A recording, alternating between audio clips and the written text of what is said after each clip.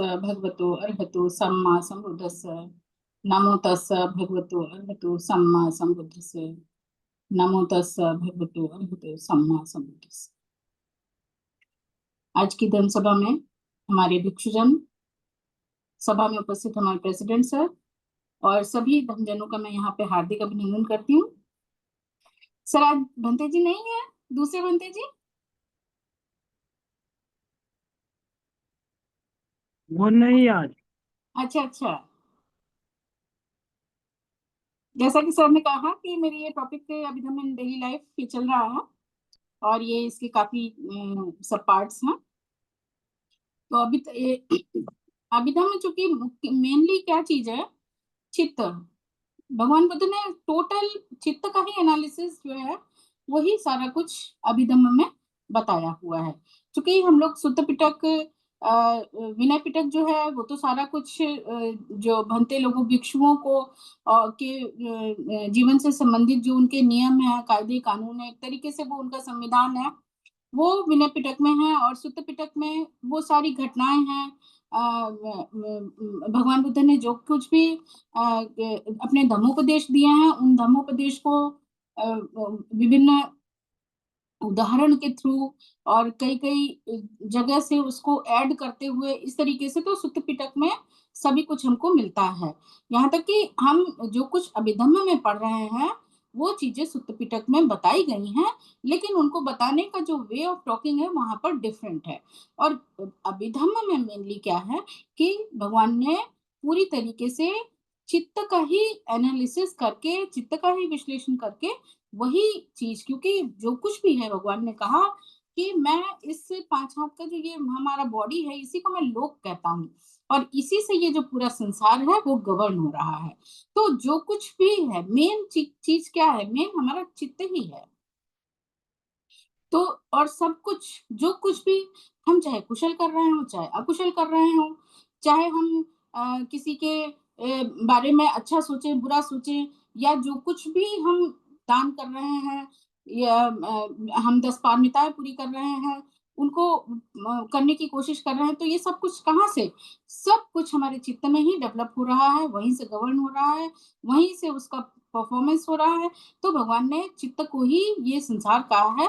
तो अभिधम्म में पूरा टोटल एनालिसिस उन्होंने चित्त का ही किया हुआ है। तो चित्त के भेद, इसको जैसा कि मैंने समझा, थोड़ा सा जाना है, वो मैं थोड़ा आज मेरा टॉपिक बहुत लंबा नहीं हो पाएगा, मैंने बहुत थोड़ा सा ही इसको पढ़ पाई हूँ, ज्यादा नहीं पढ़ पाई हूँ। तो जो कुछ भी मैं समझ पाई हूँ वो आपके सामने यहाँ पर रखने की मैं कोशिश कर रही हूँ।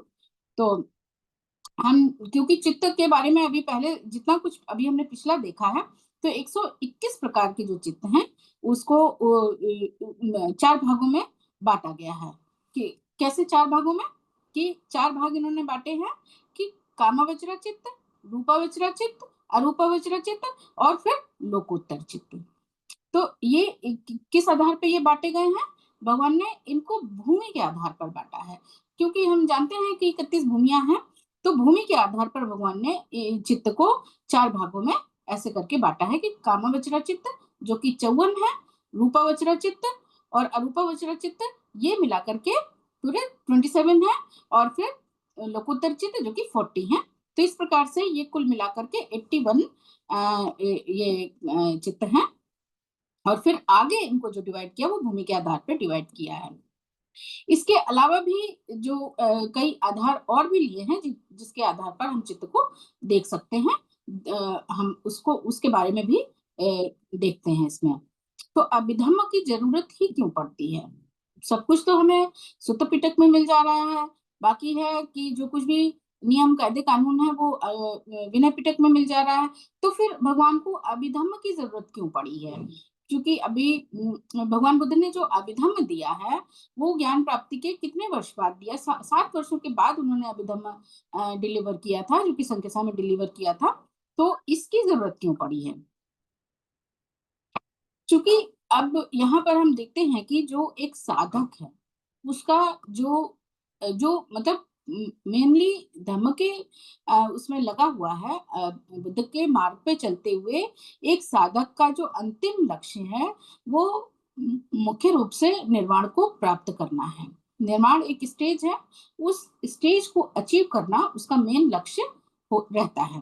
तो यहाँ पर हमारी जो मेन गोल है उसकी 4 स्टेजेस हो गई हैं।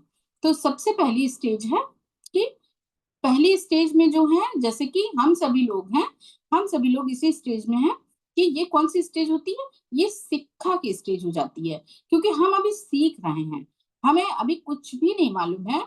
जो कुछ भी हम पढ़ रहे हैं, जानने की कोशिश कर रहे हैं, अपने भिक्षु लोगों से जानने की सुनते हैं उनके थ्रू।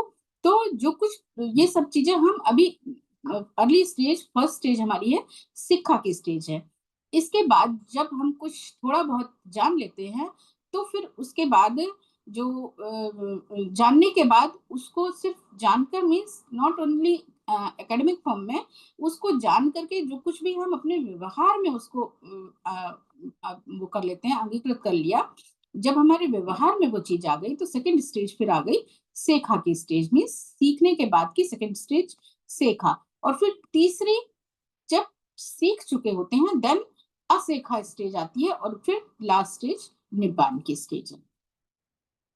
तो जब इसका हम बहुत एक छोटा सा एग्जाम्पल ऐसे ले सकते हैं कि जब हम शील ग्रहण, पंचशील ग्रहण करते हैं, तो हम क्या कहते हैं कि सबसे पहला जो कुछ भी हम पंचशील कहते हैं कि पानातिपाता वेरमणि सिक्खापदं समादयामि, मीन्स प्राणी हिंसा से विरत रहने की सिक्खा यहाँ पे आया है, सिक्खा पदम समादयानि, मीन्स मैं सीखने की वो कर रहा हूँ, यहाँ पर सीख रहे हैं हम।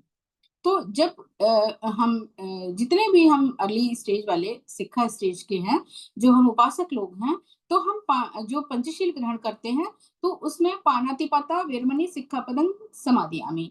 फिर नेक्स्ट, तो लास्ट में जो हम ये सिक्खापदं समादयामि कहते हैं कि मीन्स हम सीख रहे हैं, हम सीखने की कोशिश करना है।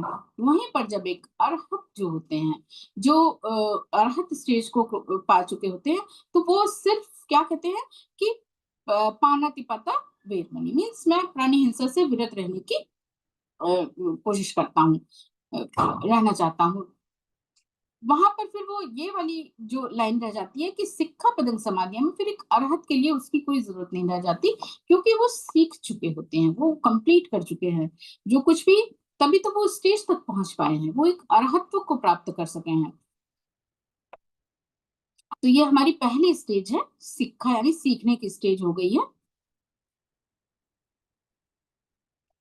तो जो सिक्खा यानी सीखने की स्टेज में जो है, हम जो उपासक लोग हैं, हम पुथुक जन जो हम लोग हैं, तो जिसके चित्त में क्या है, 54 प्रकार के कामावचरा चित्त हैं, वहीं पर फिर रूपावचरा चित्त, 15 रूपावचरा चित्त और 12 अरूपावचरा चित्त काम कर रहे होते हैं।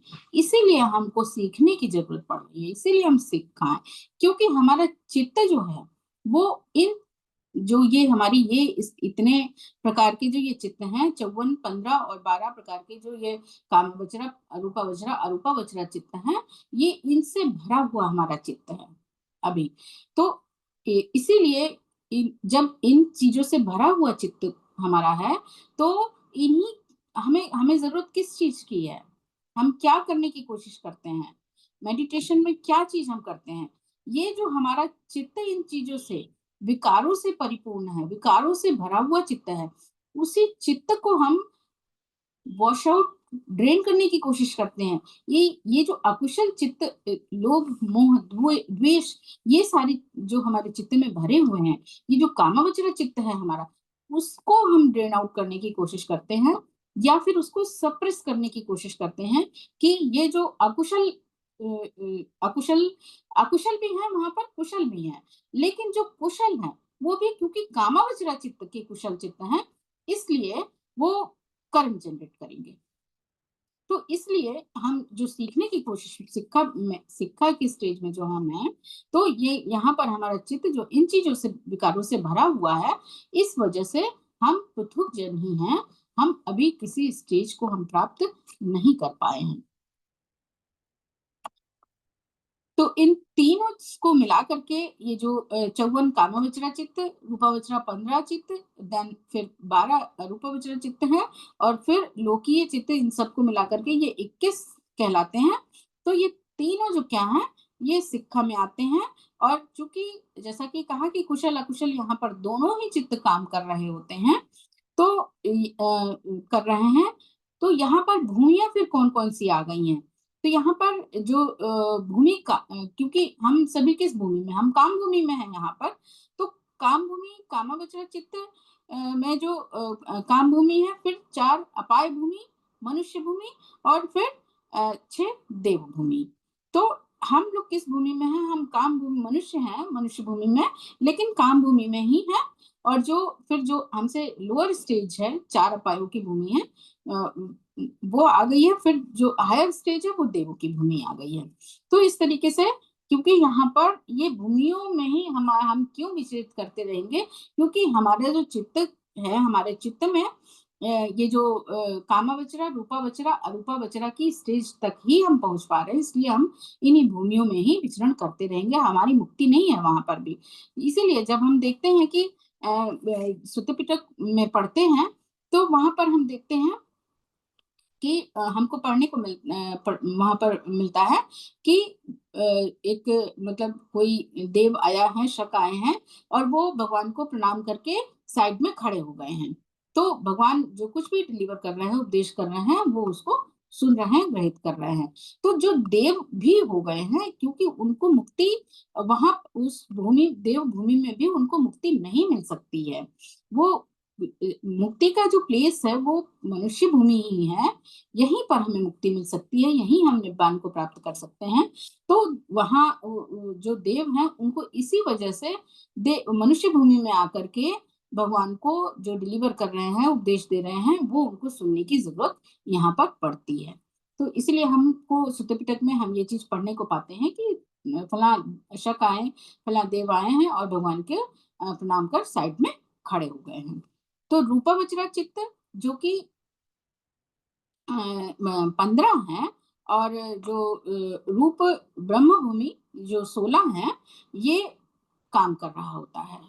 इसी वजह से क्यों काम कर रहा होता है? क्योंकि अभी भी चित्त जो है वो कुशल और अकुशल दोनों से भरा हुआ है। अभी उनसे विरत नहीं हो पाए हैं, हम उनसे मुक्त नहीं हो पाए हैं। तो इसलिए यहाँ पर इन भूमियों में हमारा चित्त जो है काम कर रहा है। तो अरूपावचरा भूमि जो कि 4 है, अरूपावचरा भूमि जो है, जो कि अरूपा ब्रह्म भूमि के नाम से जानी जाती है, जो कि हमको अक्सर हम ये चीज पढ़ने में आप पाते हैं कि ब्रह्म भूमि, देव भूमि। तो ये चीजें जो है वो भूमियों में इस तरीके से इनको डिवाइड किया गया है। तो कुल 31 भूमियां हैं जो कि मनुष्य बार बार जन्म ले रहा है। और इसीलिए उसके भीतर क्यों ले रहा है जन्म? क्योंकि ये चित्त जो है, कामवचरा चित्त, रूपवचरा रूपवचरा, ये चित्त बार बार उसके भीतर काम कर रहा होता है, इससे फ्री नहीं हो पा रहा है। इसी वजह से उसको बार बार इस भूमि में ही जन्म लेना पड़ रहा है। और जरूरी नहीं है कि सिर्फ मनुष्य भूमि में ही उसको जन्म मिलेगा। मनुष्य भूमि तो रेयर भूमि है, उसमें ही जन्म मिलेगा। ये तो कर्म पर डिपेंड कर रहा है कि हमको कर्म किस प्रकार के हैं, कितने कुशल हैं, कितने अकुशल हैं, उसी के व्याप पर ही ये भूमि निर्धारित होती है कि हम किस भूमि में हमें जन्म प्राप्त होगा। तो जहां पर भी फिर ये चित्त हमारे भीतर ये काम कर रहे हैं, इसीलिए फिर हमको यहाँ पर सीखने की, हमको यहाँ पे जरूरत पड़ रही है। इसीलिए इनको सिक्खा कहा गया है। इसके बाद फिर जब आर्य मार्ग में प्रवेश करता है, तो फिर वो आर्य मार्ग हो जाता है, फिर वो स्टेज हायर स्टेज हो जाती है। तो जो जब आर्य मार्ग में प्रवेश कर गए हैं, तब कौन क्या चीजें आ गई हैं? फिर वहां पर सोतापत्ति मार्ग आ गया है। फिर सोतापन की जो स्टेज आ गई है, फिर वहां पर सोतापत्ति मार्ग, और फिर उससे सोतापत्ति फल, और फिर उसके बाद नेक्स्ट स्टेज सकदागामी मार्ग, देन सकदागामी फल। फिर तीसरी स्टेज है कि अनागामी मार्ग, और देन सकदागामी, वो सॉरी, अनागामी फल। उसके बाद फिर अरहत मार्ग। तो ये जो 3 पहले के हैं कि सोतापत्ति मार्ग, सोतापत्ति फल, देन सकदागामी मार्ग, सकदागामी फल, और अनागामी मार्ग और अनागामी फल। तो ये यहाँ पर हमारा जो चित्त है, वहां पर जो लोकीय चित्त यहाँ पर काम कर रहा है, लोकोत्तर चित्त है, सॉरी, लोकोत्तर चित्त है, ये लोकीय चित्त है, जो कि इसके बाद जब अरहत मार्ग में आरूढ़ हो जाते हैं, अरहत मार्ग में लग गए हैं, तब उसके बाद जो चित्त है फिर वो लोकोत्तर चित्त हो जाता है, उसमें एंटर कर जाता है, तब फिर उसको सेखा कहा। तो जब कोई अरहत मार्ग से अरहत्व को प्राप्त कर जाता है, तब फिर उसे, जब तक कि वो अरहत मार्ग में गया है, सकृदागामी फल को प्राप्त करके अरहत मार्ग में लग गया है, तब वो सेखा के स्टेज में आ गया है। और फिर जब अरहत मार्ग से अरहत फल को प्राप्त कर लिया है उसने, मीन्स अरहत हो गया है वो, देन उसको फिर असेखा कहा जाता है, कि उसने जो कुछ भी सीखना था वो सीख चुका है, वो सब कुछ वो असेखा हो गया है। फिर तो उसने पूर्णतः प्राप्त कर, मतलब पूर्ण हो गया है, निब्बान को प्राप्त कर चुका है वो। तो अब हम लोग तो अर्ली स्टेज में हैं, अब अभी हम कामावचर चित्त की भी, कुशल चित्त भी उतने नहीं है जितने कि अकुशल चित्त भरे हुए हैं, और यही अकुशल चित्त इतने ज्यादा क्वांटिटी में रहते हैं कि जो कुशल चित्त भी रहता है वो कहीं ना कहीं सप्रेस हो जाता है। ये चीज हमको अक्सर महसूस भी होती है, देखने को मिलती है, और अगर इसको हम अपने चारों तरफ सराउंडिंग में लोगों की कोशिश करें देखने की, तो वो भी हमको दिखाई देने लग जाती है, देखने को मिल जाती है। तो चूंकि हमारा चित्त जो है अकुशल और लोभ से ही शुरू से ही भरा होता है, भरा हुआ है, तो अकुशल से हम लोग जब कुशल कर्मों को जनरेट करने की कोशिश करते हैं और अकुशल को सप्रेस करने की कोशिश करते हैं, तो कुशल कर्मों की तरफ जब जाते हैं, उसके बाद फिर जो तीसरी स्टेज की महाकुशल की स्टेज में जाते हैं, फिर इसके बाद फिर रूप ध्यान, फिर रूप ध्यान या रूप भूमि में जाते हैं। फिर ये सब अभी, चूंकि यहाँ पर चित्त में कुशल और अकुशल दोनों ही चित्त विद्यमान है, तो इसलिए ये लोकीय चित्त ही है, और यहाँ पर अकुशल और अकुशल दोनों ही भरे हुए हैं। क्वांटिटी उनकी कम या ज्यादा हो सकती है, और वो भी परिस्थितियों पर भी हमारे लिए, हम चूंकि उपासक हैं, तो हम लोगों के लिए तो ये चीज नॉट ओनली उपासक बल्कि भिक्षुओं के लिए भी, क्योंकि भगवान ने तो जब हम पढ़ते हैं तो फिर ये चीज हमें पढ़ने को मिलती है कि भगवान ने ये भी नहीं कभी ये कही है, परिस्थितियों के अनुसार ही उन्होंने परिवर्तन की बात कही है, सब कुछ अब परिवर्तनीय ही है, कुछ भी यहाँ पर ऐसा नहीं है कि जो सदा ही रहने वाला है, क्योंकि परिवर्तन ही प्रकृति का नियम है। तो भगवान ने ये भी नहीं कहा है कि उन्होंने तो भिक्षुओं को ये भी कहा था कि मेरे बाद आप परिस्थितियों के अनुसार जैसा उचित हो वैसा उसमें जो नियम है उनमें आप परिवर्तन कर सकते हैं, लेकिन जो सत्य है, नोबल ट्रुथ जो है, चार आर्य सत्य, उनको तो कोई भी झुटला नहीं सकता है। वो तो जो सत्य है सो सत्य है, उसमें हम क्या है फिर बदल कर सकते हैं। तो इसलिए अभी तक उस स्टेज में भी नहीं हम पहुंच पाए हैं, कोई नहीं पहुंच पाया है कि उससे बियॉन्ड कोई चीज हम जान सकें, कोई चीज हमने खोज कर ली हो या जान पाए हो, तो उसमें किसी भी तरीके का हम परिवर्तन भी उनके उपदेशों में या उनके जो भी भगवान के सूक्त हैं उनमें हम नहीं कर पाए हैं, नहीं कर पाएंगे। तो फिर जो जिस प्रकार से कि शिक्षा की स्टेज में हमें तो सेखा, फिर असेखा, और अंतिम निर्माण की स्टेज, तो पूरा ये जो 121 चित्त हैं ये इसी में फिर समाये हुए हैं। तो 121 प्रकार के जो ये चित्त हैं, फिर आगे चल के इनको किस आधार पे बांटा गया है, इनको फिर वेदना, हेतु, किच्चा, द्वार, आरम्भन और फिर धातु के आधार पर फिर इनको डिवाइड किया गया है। चूंकि फिर इससे मैं अपनी पिछली जो मेरी मैंने अपने चर्चाओं में ये वेदना, हेतु, किच्चा, द्वार, आरंभन और धातु, इन चीजों को हम पहले डिस्कस कर चुके हैं। तो फिर इसके आगे का हम चर्चा कर चुके हैं। इसके आगे फिर जो कुछ भी चित्त के प्रकार हैं उसको हम आगे जानने की कोशिश करेंगे। आज अपनी मैं चर्चा को यहीं पे विराम देती हूँ। सभी लोगों ने मुझे ध्यान से सुना, इसलिए सभी लोगों का मैं साधुवाद करती हूँ। सभी को नमस्कार।